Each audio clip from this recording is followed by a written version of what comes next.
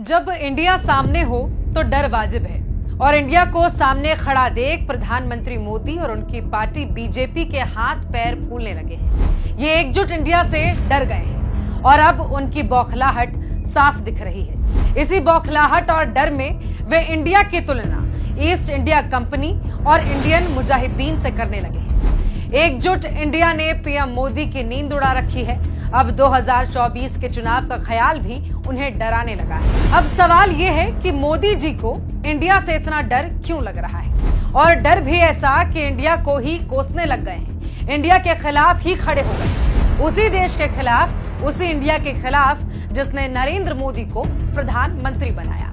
क्या यही है मोदी जी और भाजपा की देशभक्ति? दरअसल मोदी जी को भी अब यह समझ में आने लग गया है कि इंडिया ने जनता को उनकी सरकार की सच्चाई से रूबरू करा दिया है। इंडिया ने देश के सामने मोदी जी के जुमलों की पोल खोल दी है और मोदी जी को एहसास हो गया है कि जुमलों से वे देश की जनता को ज्यादा दिनों तक गुमराह नहीं रख सकते। और 2024 में अपनी हार निश्चित देख मोदी जी बेचैन हो गए हैं। इसी बेचैनी में वे इंडिया की तुलना आतंकी संगठनों से करने लग गए हैं।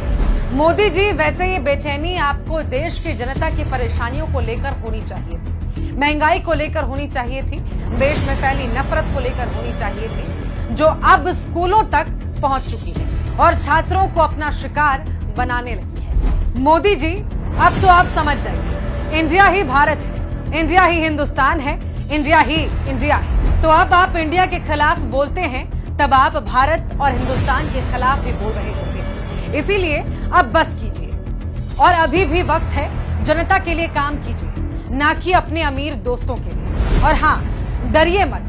डरना कैसा, जब जनता के लिए आपने काम किया ही नहीं तो फिर वो आपको सत्ता से बाहर तो करेगी ही। जुड़ेगा भारत, जीतेगा इंडिया।